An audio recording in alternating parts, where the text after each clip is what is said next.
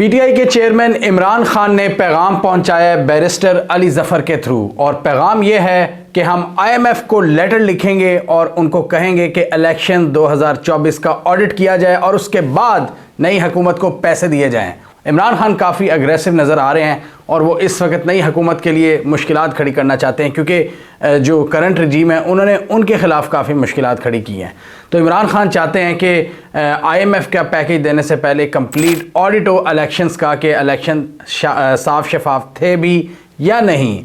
इमरान खान के मुताबिक पूरी दुनिया में रूल है कि ये जितने भी फाइनेंशियल इंस्टीट्यूशंस हैं या बाकी जो इदारे हैं जैसे यूरोपीय यूनियन, आईएमएफ, ये पहले मुल्क के हालात को देखते हैं, ये डेमोक्रेसी को देखते हैं, ह्यूमन राइट्स को देखते हैं, तब जाके कोई डिसीजन लेते हैं। इसकी एक एग्जांपल है कि यूरोप ने आपको जो जीएसपी प्लस स्टेटस दिया हुआ है ना, वो क्यों देता है? वो तब देता है, वो कहता है कि जी पाकिस्तान चलो एक तरक्की पजीर मुल्क है, हम उसकी मदद करते हैं, हम जी उस पर टैरिफ्स नहीं आयद करते उनकी टेक्सटाइल एक्सपोर्ट्स पर। लेकिन वो जीएसपी प्लस स्टेटस तब मिलेगा जब आप अपने मुल्क में वर्कर्स के साथ अच्छा सलूक रखेंगे, अंडर एज लेबर को काम नहीं देंगे। इसी तरह की मिली जुली चीज़ है। इमरान खान ने कहा है कि अगर ये इलेक्शन का ऑडिट करें और कोई बेज़ाब्तगियाँ पाई जाएं तो आप इनको पैसे ना दें। अब इधर इनका मज़ीद पॉइंट ऑफ व्यू ये है कि एक ऐसी गवर्नमेंट जो कि धांधली के ज़रिए आई है, जो 2 नंबरी करके आई है, अगर वो लोगों पर राज करेगी तो ऐसी गवर्नमेंट लोगों पर मज़ीद बोझ डालेगी और इस तरह के कर्ज़े वो लोगों के लिए कोई मददगार साबित नहीं होंगे, बल्कि वो आवाम को मज़ीद महंगाई की चक्की में पीसेंगे। तो इसलिए इमरान खान का ये मुतालबा है कि अवामी नुमाइंदों की बेसिकली हुकूमत आनी चाहिए। जो नैरेटिव है वो पीछे यही है कि अवामी नुमाइंदे रूल करें। जिन लोगों को अवाम ने नहीं मुंतखब किया उनका कोई राइट नहीं बनता कि वो लोगों पर रूल करें, क्योंकि वो लोगों की मुश्किलात को नहीं समझ सकते, वो लोगों के साथ कनेक्ट नहीं कर सकेंगे। और बैरिस्टर गोहर ने भी कहा कि ये एक ऐसी गवर्नमेंट होगी कि ये जब भी बाज़ारों के चक्कर लगाएंगे लोग इन पर लान तान करेंगे, इन पर आवाज़ें कसेंगे, हर वक्त एक अफरा तफरी का माहौल रहेगा जब इलेक्टेड गवर्नमेंट नहीं होती, क्योंकि उनके मुताबिक ये इलेक्टेड बन रहे हैं लेकिन है नहीं। इनके पीछे जब लोग जाएंगे, एहतजाज करेंगे, ये पकड़ धकड़ करेंगे और फिर मज़ीद एहतजाज होंगे, दुनिया का प्रेशर, तो मुल्क एक अनारकी की कैफियत में रहेगा। और बात किसी हद तक ये दुरुस्त है, वैसे मैं आईएमएफ वाली बात से शायद एग्री नहीं करता, लेकिन ये बात दुरुस्त है कि कभी भी अनइलेक्टेड नुमाइंदों को नहीं हमारे ऊपर होना चाहिए, मुसल्लत नहीं करना चाहिए। अपॉइंटेड ऑफिशल्स को, इलेक्टेड ऑफिशल्स को हमारे ऊपर रूल करने का हक होना चाहिए, ताकि वो आवाम से कनेक्ट कर सकें। जब आवाम का राब्ता ही नहीं रहेगा रियासत के साथ तो कैसे हुकूमत चल सकती है? ये बहुत ज़रूरी बात है समझने की कि अवाम के साथ एक राब्ता होना चाहिए। जब अवाम ने किसी को फॉर एग्ज़ाम्पल वोट ही नहीं दिया, उसका कैसे राइट बनता है कि वो सीएम बने या पीएम बने? ये सीधी सादी जमहूरी असूलों के ख़िलाफ़ है, ये आलमी कवानीन के ख़िलाफ़ है, ये हर तरह के कानून के ख़िलाफ़ है, ये पाकिस्तान के आइन के साथ गद्दारी है कि आप जो वोटर का मैंडेट है उसकी धज्जियाँ उड़ा रहे हो। तो इसलिए उन्होंने कहा है कि हम चाहते हैं कि आईएमएफ इलेक्शंस का ऑडिट करे। जैसा कि आपको याद होगा लास्ट ईयर जब आईएमएफ ने पाकिस्तान को एक पैकेज देना था स्टैंड बाय अरेंजमेंट के तहत $3 बिलियन का पैकेज, उससे पहले ये सारी पॉलिटिकल पार्टी से मिली थी आईएमएफ, इमरान खान से भी मिली थी जवान पार्क में। तो ये एक पॉलिटिकल स्टेबिलिटी के लिए ज़रूरी होता है। पॉलिटिकल माहौल जब तक साजगार नहीं होगा तब तक बाहर के इदारे भी पैसे नहीं देते। तो सबसे मशवरा करके एक पॉलिटिकल कंसेंसस बना के आईएमएफ ने पैसे दिए थे, और इस वक्त इमरान खान यही साबित करना चाह रहे हैं कि मुल्क में पॉलिटिकल कंसेंसस नहीं है, पॉलिटिकल सर्टेनिटी नहीं है, पॉलिटिकल एक इंतशार की हालत है, क्योंकि उनके मुताबिक उन लोगों को हुकूमत नहीं बनाने दी जा रही जिन्होंने वोट लिए थे। तो इमरान खान यहाँ पर अपना एक डिसएग्रीमेंट शो करवा रहे हैं, आईएमएफ को, दुनिया को दिखाना चाह रहे हैं कि देखें इतने बड़े ऐसे माहौल में जहाँ पर इतनी बड़ी डिवीज़न होगी कि जहाँ पर मेजॉरिटी खुश नहीं होगी हुकूमत के इस फॉर्मेशन से, तो वहाँ पर कैसे इकॉनमी चल सकती है? वहाँ पर तो चीज़ें मज़ीद ख़राब होंगी। वहाँ पर जो लोन लिया जाएगा वो लोगों पर मज़ीद बर्डन डालेगा, इलेक्ट्रिसिटी के बिल्स मज़ीद स्काई रॉकेट होंगे, गैस की कीमत बढ़ेगी, बिजली की, पेट्रोल की, आवाम की कमर टूट जाएगी। आईएमएफ का इसके बाद बयान आया कि हम पाकिस्तान की जो नई हुकूमत बनने जा रही है उसके साथ बातचीत करने को तैयार हैं और जो भी हुकूमत बनेगी हम उसके साथ काम करेंगे पाकिस्तान की मैक्रो इकनॉमिक स्टेबिलिटी के लिए। पाकिस्तान में टैक्स नेट बढ़ाएंगे, पाकिस्तान में जो कुछ इस्लाहात हैं उसको नाफिज हम करना चाहते हैं, और इसके साथ ही सोशल प्रोटेक्शन के गरीब बिल्कुल ही ना पिस जाए, हम उस हवाले से भी काम करना चाहते हैं। लेकिन सॉरी टू से IMF उस पर काम नहीं करता। पिछले जून, जुलाई, अगस्त, सितंबर में जो बिजली के बिल आए हैं वो हम सब ने देखे हैं। गरीबों के 20-20, 30-30 हज़ार बिल आए हैं, और इस गर्मियों में क्या होने जा रहा है मुझे कोई आइडिया नहीं, और IMF को भी इसका कोई एहसास नहीं है, क्योंकि IMF और इनका एजेंडा ये है कि गरीब को तबाह बर्बाद कर दो जब तक उसकी कमर ना टूट जाए, जब तक वो ख़त्म ना हो जाए, और उस वजह से मुल्क में एक अनारकी आएगी। वो मज़ीद फिर हाथ जोड़ेंगे अमेरिका के आगे कि मदद करो मदद करो। ये इनका एक ग्रैंड प्लान होता है। पाकिस्तान ने पिछले साल जो डिफ़ॉल्ट है उससे बचा था। पाकिस्तान IMF मैदान में आ गया था, और IMF ने बड़ी देर बाद पैसे दिए थे। पॉलिटिकल पार्टी से एश्योरेंसेस ली थी, और दोस्त ममालिक से, चाइना, सऊदीया, UAE वगैरह से, कि ये भी मदद करेंगे बाद में, क्योंकि जब IMF मदद करता है तब ये दोस्त ममालिक आते हैं।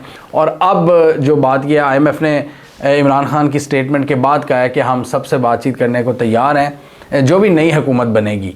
और इसके साथ ही इमरान खान के इस हवाले से उनसे स्पेसिफिक इमरान खान का क्वेश्चन पूछा गया कि उनके लेटर को आप एंटरटेन करेंगे कि नहीं। तो उन्होंने कहा कि हम इस पे जो पाकिस्तान की इंटरनल सियासत है हम उस पर बात नहीं करना चाहते, लेकिन बहुत ज़रूरी है कि हम पाकिस्तान की मैक्रो इकनॉमिक स्टेबिलिटी के लिए पाकिस्तान के साथ काम करते रहें। अब यहाँ पर ये बड़ा देखने वाली चीज़ होगी कि IMF पाकिस्तान को पैसे देता है कि नहीं, जहाँ पर एक इतना बड़ा सेक्शन, इतनी बड़ी पॉलिटिकल पार्टी इस वक्त कंसेंसस में नहीं है, क्योंकि उनके मुताबिक उनके साथ फ्रॉड हो रहा है। और इस सूरत हाल में पाकिस्तान की इकॉनमी का क्या बनता है ये तो मुझे भी समझ नहीं आ रही, क्योंकि बहुत सी चीज़ों पर लोगों का भी एतमाद नहीं है। और PDM ने जो 2022 और 23 में पाकिस्तान की इकॉनमी के साथ किया था, अब अगर वो रिपीट करेंगे तो यहाँ पर एक अफरा तफरी की कैफियत हो सकती है। और जुलाई तक हमने बहुत सा कर्ज़ा चुकाना है, और उसके बाद चीज़ें मज़ीद सख्त हो सकती हैं, और एक केओस की सिचुएशन आ सकती है। और अगर IMF पाकिस्तान को ये $6 बिलियन का नया पैकेज नहीं देता तो खुदा न खास्ता हम डिफ़ॉल्ट भी कर सकते हैं, क्योंकि पाकिस्तान के फ़ॉरेन एक्सचेंज रिज़र्व्स अभी 2 से 3 माह के हैं। ये 7 से 8 बिलियन डॉलर्स के फ़ॉरेन एक्सचेंज रिज़र्व्स हमारे पास पड़े हैं, और अगर नई किस्त नहीं आती, नया पैकेज नहीं आता, तो हम मुश्किलात का शिकार हो जाएंगे। अब ये बड़ी एक इंटरेस्टिंग सिचुएशन बन गई है कि जहां पर IMF को क्लियर कट एक डिसएग्रीमेंट नज़र आ गया है इमरान खान की स्टेटमेंट के बाद, लेकिन उन्होंने फ़िलहाल कहा है कि हम पाकिस्तान के साथ मिलकर काम करना चाहेंगे। पाकिस्तान की जो नई हुकूमत है, जो ये करंट रजीम है, वो ये चाहता है कि $6 बिलियन एक नया पैकेज सिक्योर करे IMF से, और उसके बाद दूसरे मुल्कों से पैसे आएँ और खुशहाली की नहरें बह जाएँ, यहाँ पर इन्वेस्टमेंट की नहरें बह जाए। लेकिन ये बहुत ज़रूरी होगा कि पाकिस्तान में पॉलिटिकल स्टेबिलिटी आए। पॉलिटिकल स्टेबिलिटी के बगैर इकोनॉमिक स्टेबिलिटी नहीं आ सकती। पॉलिटिक्स और इकॉनमी एक दूसरे के साथ नथी होते हैं, आप पॉलिटिक्स और इकॉनमी को अलग-अलग नहीं कर सकते।